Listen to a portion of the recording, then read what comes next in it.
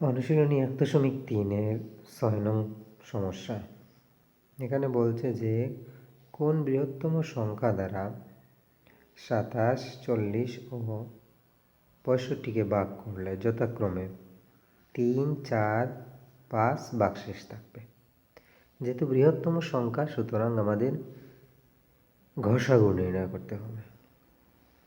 তাহলে সমাধান: যেহেতু বৃহত্তম সংখ্যা 27, 40 ও 65-কে ভাগ করলে যথাক্রমে 3, 4 ও 5 ভাগশেষ থাকবে, কাজেই বা সুতরাং নির্ণয়ের সংখ্যাটি হবে নিশ্চিত যে 27 - 3 বা 27 - 3 বা 24 এবং 40 - 4 = 36 এবং 65 - 5 বা 60-এর গসাগু নির্ণয় করতে হবে।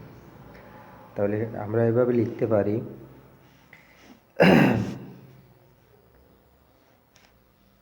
সমাধান: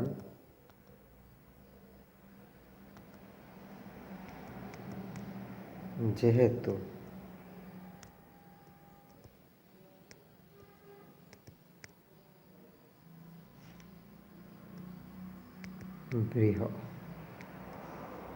বৃহত্তম সংখ্যা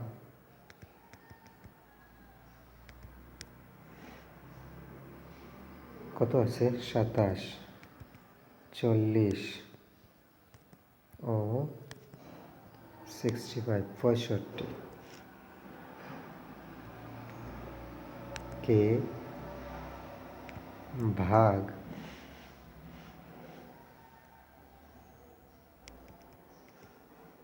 করলে যথাক্রমে থাকবে কত? 3, 4, 5 ভাগশেষ থাকবে। এখানে প্রশ্নই বলছে। তাহলে সমাধান: যেহেতু বৃহত্তম সংখ্যা 27, 40 ও 65-কে ভাগ করলে যথাক্রমে 3, 4 ও 5 ভাগশেষ থাকবে, কাজেই বা সুতরাং সংখ্যাটি হবে। তাহলে সুতরাং সংখ্যাটি হবে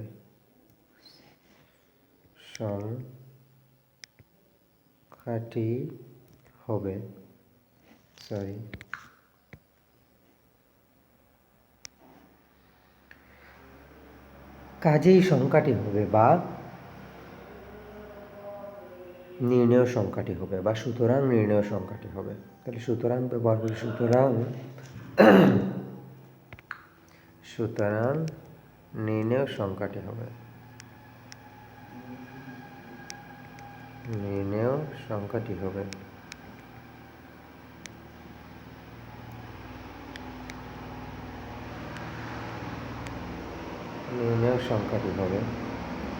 27 - 3 বা 24। আর কত আছে আপনার? 40 - 4 বা 36 এবং 65 - 5 বা 60 এর গসাগু।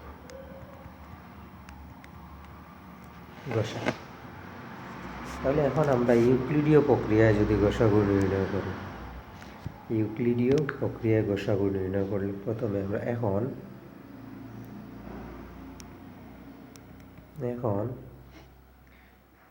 24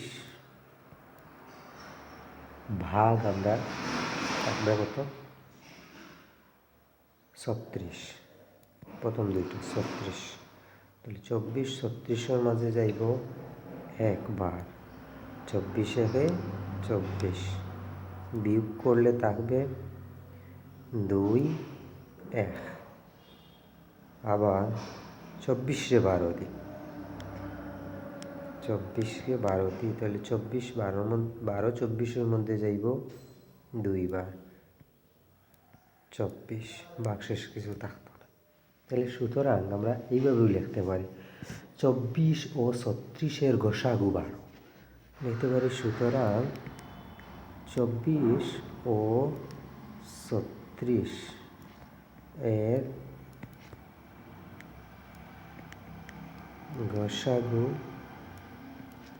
সমান 12। আবার যেহেতু আমাদের সংখ্যা নির্ণয় করতে হবে 24, সংখ্যা নির্ণয় করতে হবে 24, 36 আর 60-এর গসাগু। আমরা শুধুমাত্র দুইটি সংখ্যার গসাগু বার করছি, অর্থাৎ সর্বশেষ বাজক হচ্ছে আমার 12। সর্বশেষ বাজকটাই নির্ণয় গসাগু থাকে। আবার কি হয়েছে, আবার আমাদের আরেকটা সংখ্যা রয়েছে 60। তাহলে 60-এ আবার এই সংখ্যা দিয়ে 12 দ্বারা ভাগ করো, 60, 12। তাহলে 12 60-এর মধ্যে যাইব 5 বার, 60 শূন্য। তাহলে এখানে শেষ বাজকটাও কিন্তু আপনার 12। কাজে নির্ণেয় বৃহত্তম সংখ্যা, সুতরাং বা দিতে পারো সুতরাং 24, 36 ও 60 এর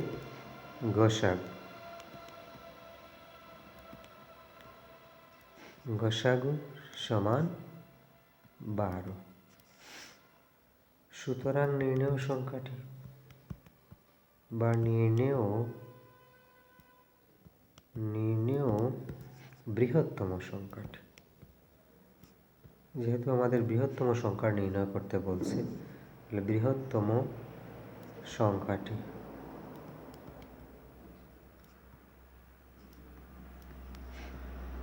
12, এটাই অ্যান্সার।